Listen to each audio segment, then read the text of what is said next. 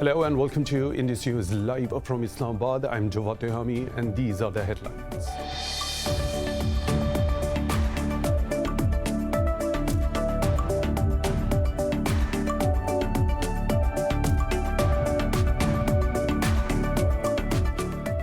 US President Joe Biden and his Russian counterpart Vladimir Putin have begun their first in-person talks in Geneva.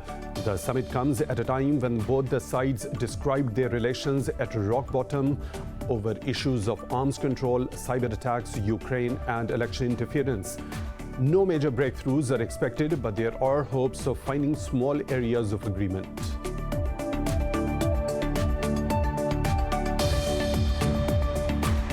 Israel has launched airstrikes on the Gaza Strip, breaking the ceasefire reached after 11 days of relentless bombing last month. In a statement, the Israeli army said the air raids targeted Hamas compounds. This is the first strike by the new Israeli government, which follows a controversial march by Jewish nationalists in occupied East Jerusalem. Meanwhile, the occupation forces also shot dead a 29-year-old woman in a town north of Jerusalem.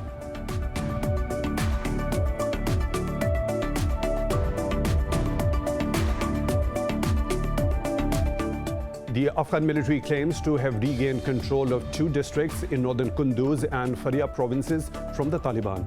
The defense ministry said at least 30 Taliban fighters, including their commander, were killed during the operation in Khanabad. The Taliban have not yet commented on the government claims.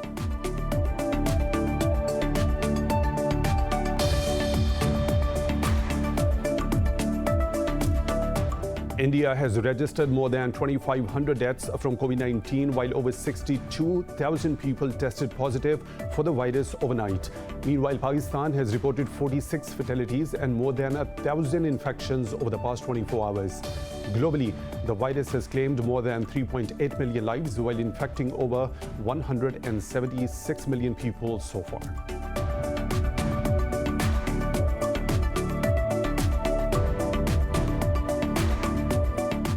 And in the Pakistan Super League 6, Peshawar Zalmi beat the Karachi Kings by 6 wickets in Abu Dhabi to secure second place in the league standings. Earlier, Quetta Gladiators defeated the Lahore Qalandars by 18 runs to clinch their first win in the Abu Dhabi leg of the tournament. The Gladiators are set to face the Multan Sultans today.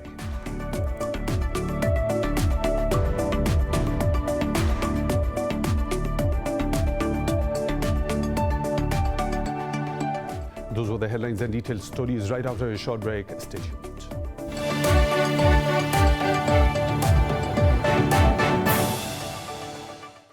Welcome back. And now for the news in detail. US President Joe Biden and his Russian counterpart Vladimir Putin have begun their first in-person talks in Geneva. The two are scheduled to hold separate press conferences after their meeting. No major breakthroughs are expected, but there are hopes of finding small areas of agreement. The two sides are at odds over issues of arms control, cyber attacks, and Ukraine border tensions. Biden has earlier called his counterpart a worthy adversary, while Putin said ties with the US are at their lowest point in recent years. Israel has launched airstrikes on the Gaza Strip, breaking the ceasefire reached after 11 days of relentless bombing last month. In a statement, the Israeli army said the air raids targeted Hamas compounds. According to the Palestinian media, the airstrikes in Khan Yunis city caused material damage, but it's not immediately clear if there were casualties. A spokesperson for Hamas said Palestinians will continue to resist and defend their rights. This is the first attack by the new Israeli government, which follows a controversial march by Jewish nationalists in East Jerusalem. Meanwhile, the occupation forces shot dead a 29-year-old woman in a town north of Jerusalem. The Afghan military claims to have regained control of 2 districts in northern Kunduz and Faryab provinces from the Taliban.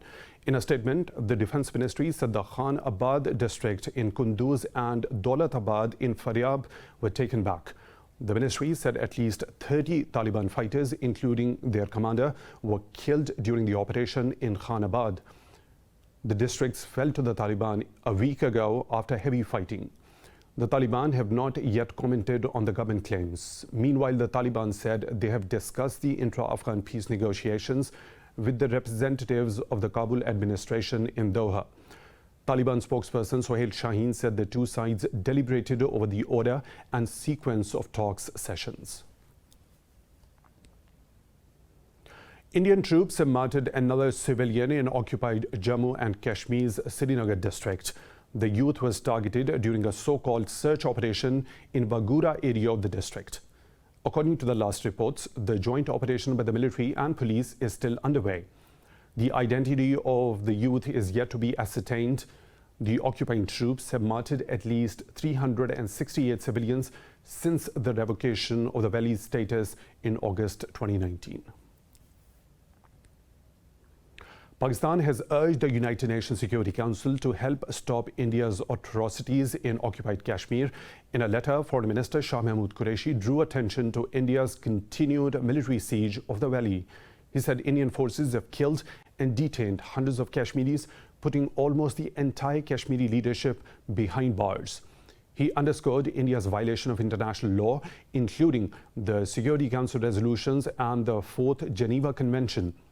Qureshi also reaffirmed Pakistan's desire for peaceful relations with all its neighbors, including India.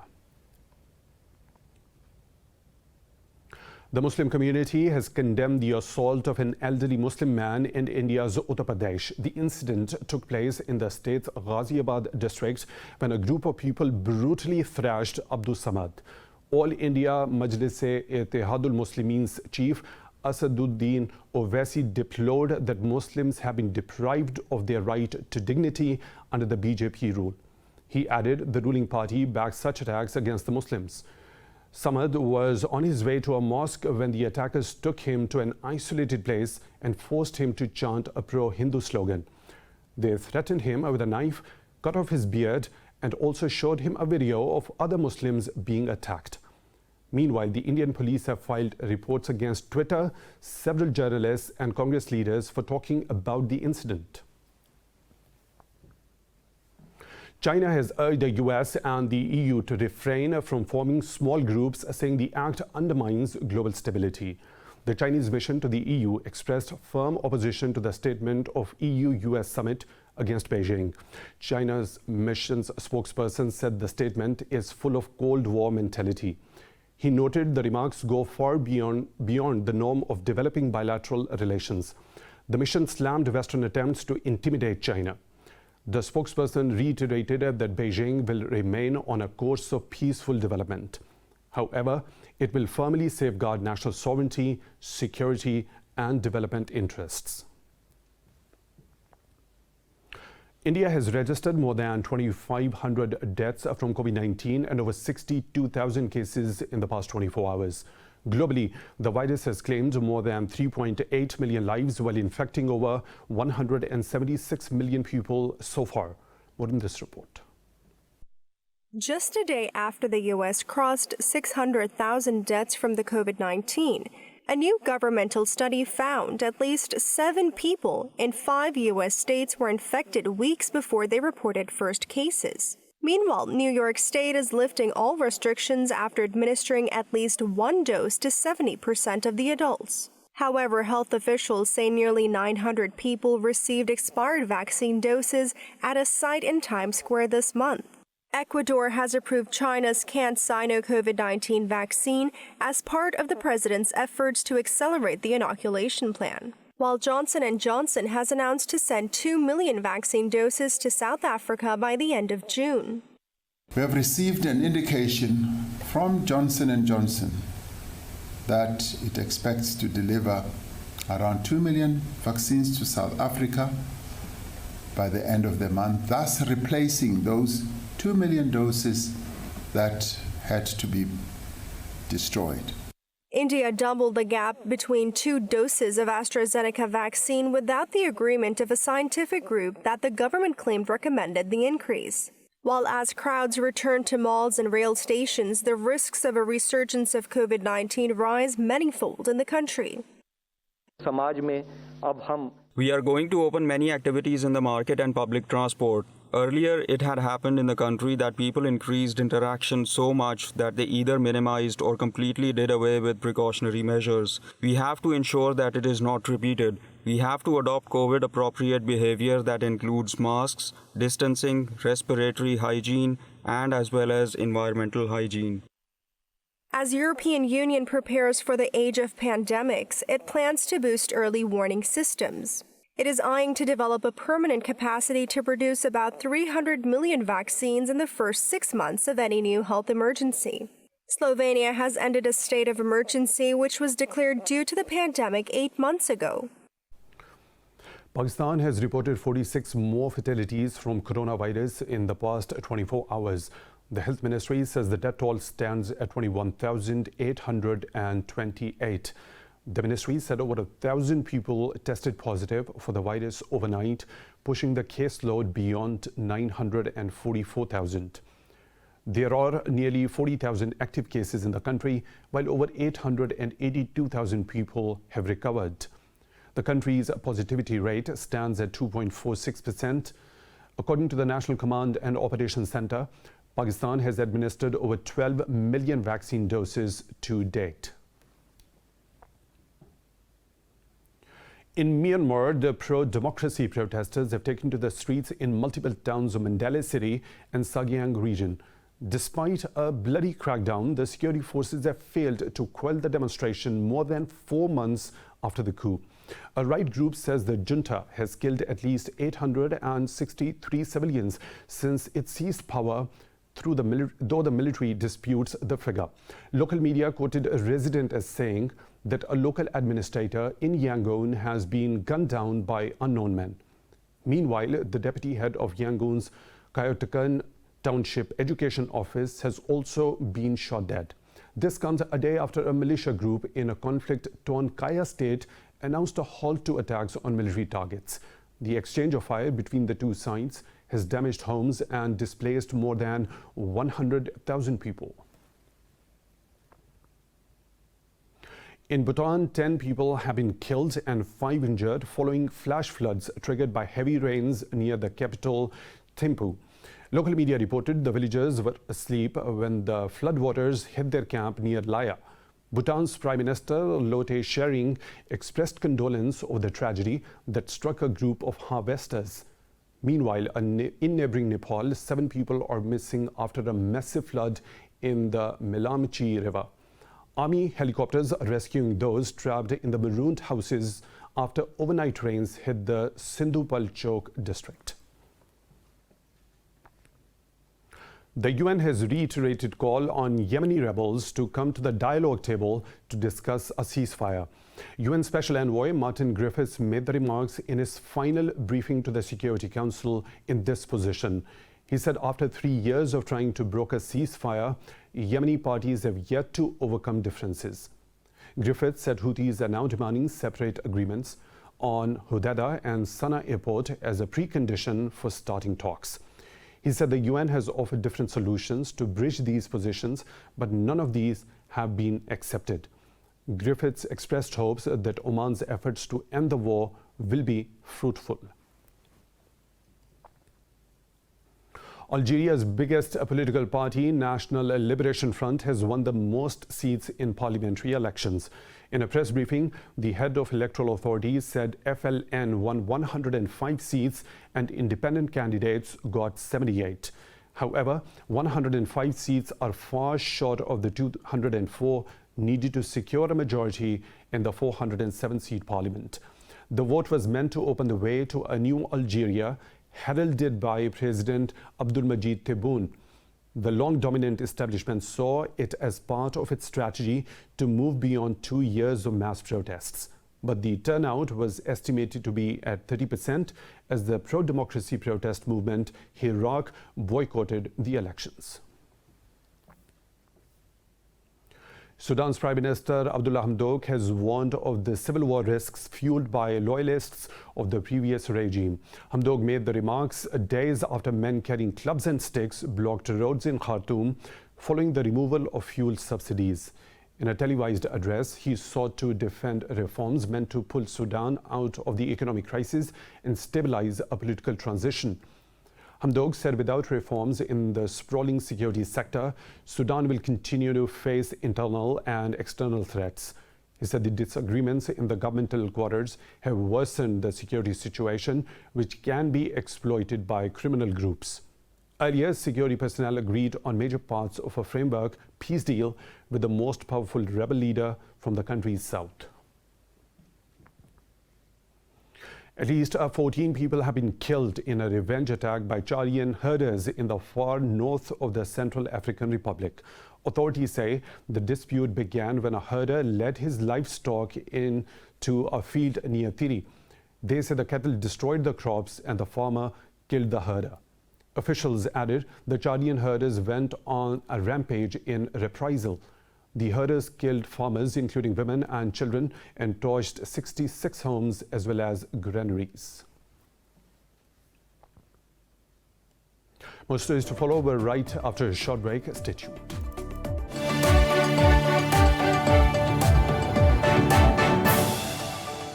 Welcome back. Supreme Leader Kim Jong-un has admitted that North Korea's food situation is tense. Typhoons and the coronavirus pandemic have added to the woes of the country facing international sanctions. State media says Kim told a plenary of the ruling party that the economy improved this year, but he added that there were deviations due to several challenges. He said there is food insecurity as the agricultural sector failed to fulfill its grain production plan due to the typhoon last year. Kim called for steps to minimize the impact of such natural disasters and said ensuring a good harvest was a top priority. The meeting also discussed the prolonged nature of the coronavirus pandemic. The European Union has agreed new sanctions on Belarus over last month's forced landing of a flight in Minsk to arrest a dissident journalist on board. The sanctions will target 7 individuals linked to the Belarus aviation sector. The curbs have been approved by EU ambassadors and are expected to be adopted by the bloc's foreign ministers next week. The EU has already blocked Belarusian airlines from flying to the bloc. It also barred carriers from its 27 nations from using Belarusian airspace. Britain says the implementation of Brexit divorce deal in Northern Ireland has put the Irish peace agreement at risk. Brexit Minister David Frost said the Northern Ireland Protocol aims to support the Good Friday Accord rather than undermining it.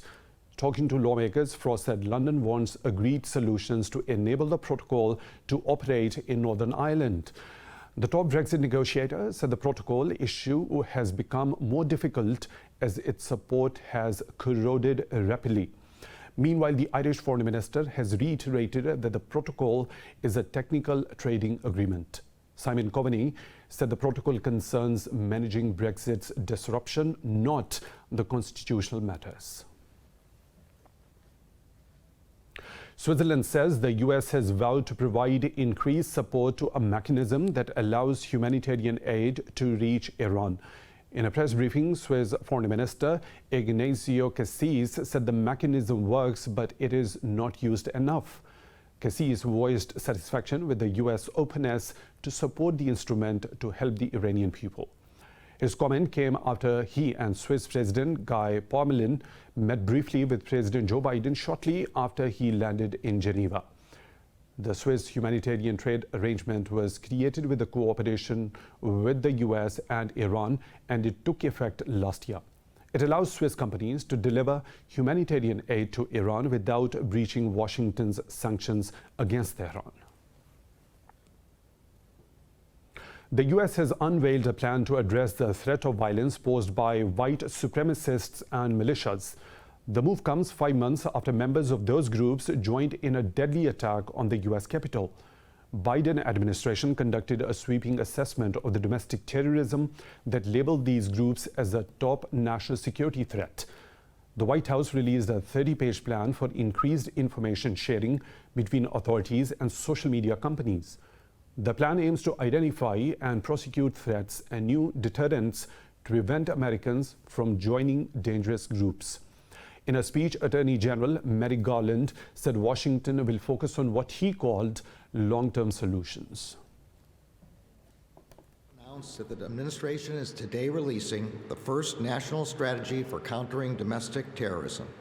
Each of your components will play an important role in ensuring its success. The national strategy is designed to coordinate and provide a principled path for the federal government's efforts to counter the heightened domestic terrorism threat using all available tools. Pakistani-American Leena Khan has been sworn in as the chair of the U.S. Federal Trade Commission. She has become the youngest person to head the commission. The U.S. Senate confirmed the 32-year-old who was nominated by President Joe Biden with a vote of 69 to 28. Khan's term will expire on the 25th of September 2024. She is an antitrust researcher and is known for her criticism of big tech's immense market power.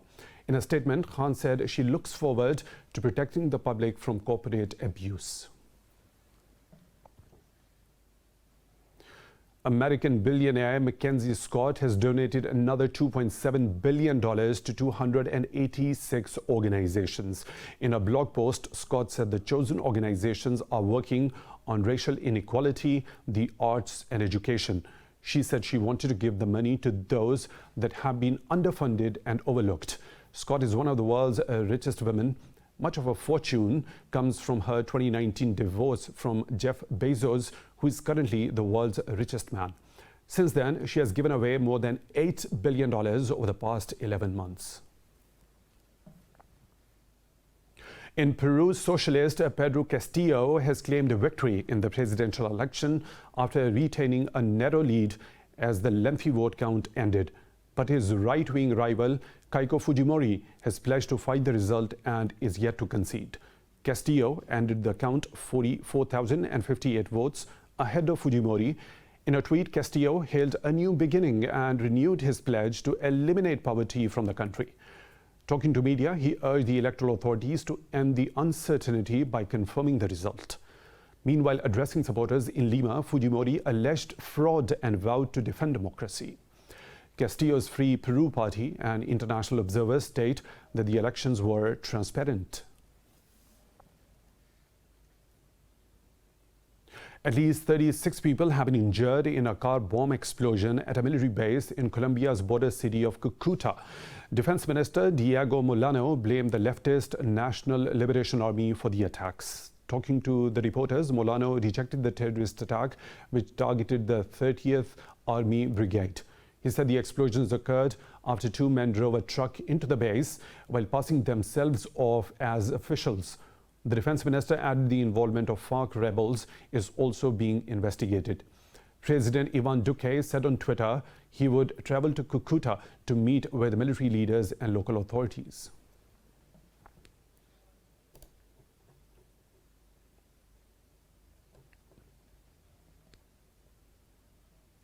Peruvians have rebuilt an Incan hanging bridge using traditional weaving techniques.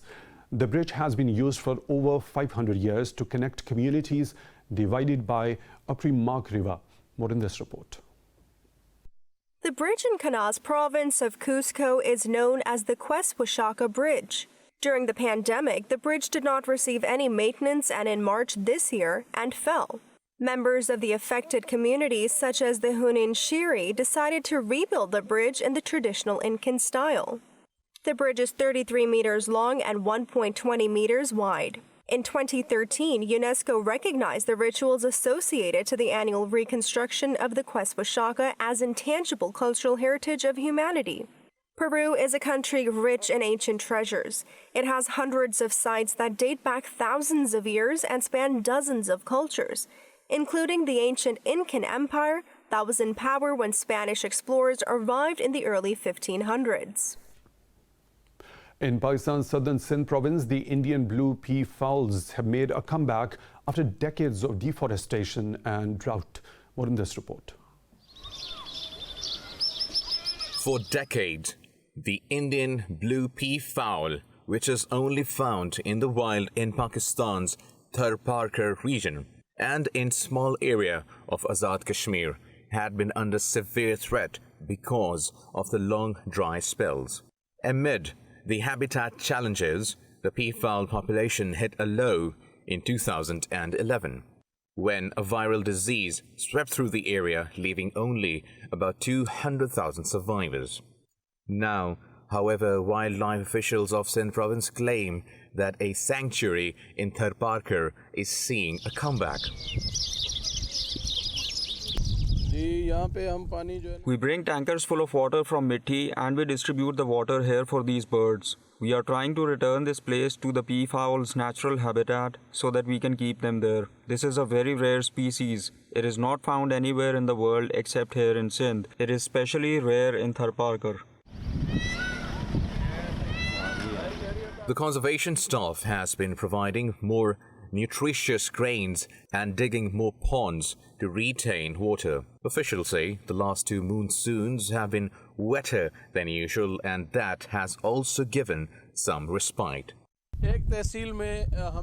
In one tehsil, we have located more than 150,000 peafowls. We are carrying the census forward. We have 7 sectors in all and 23,000 square kilometers of area that we are surveying. God willing, the numbers will turn out to be in the millions. Sanctuary residents have also been doing their part to support the peafowl population by feeding them. Officials speculate the peacocks have increased 5-fold from the crisis period.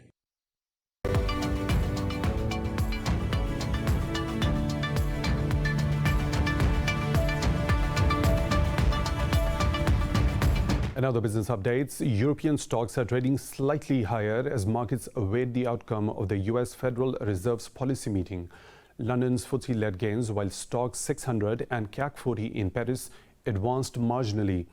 Frankfurt's DAX shared close to 0.25%. Italy's FTSE MIB traded mostly flat. Earlier Asian stocks traded mixed, with Seoul and Australia's shares gaining, while mainland Chinese, Hong Kong's and that of Japan losing.